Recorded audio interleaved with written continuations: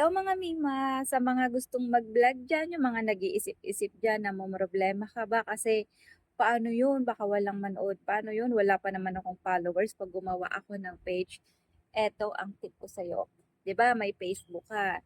Yung Facebook mo, open mo lang yung professional dashboard, tapos dyan ka mag-upload ng mga video, ng mga reels. Ayun, baka ngayong araw o sa mga susunod na araw, ma-monetize ka na kasi counted na yung mga friends mo as a followers. Mako-convert na yun as a followers mo. Ayun, tapos pag marami nang nanonood sa'yo, marami na ang magpa-follow sa'yo at madadagdagan pa ulit. O, di ba?